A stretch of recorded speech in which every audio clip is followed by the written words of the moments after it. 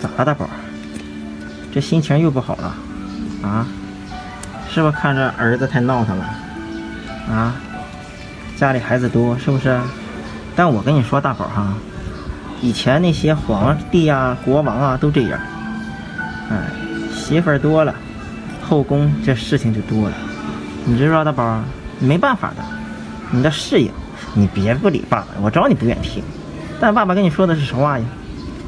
你得想办法处理这家庭关系，你知道不？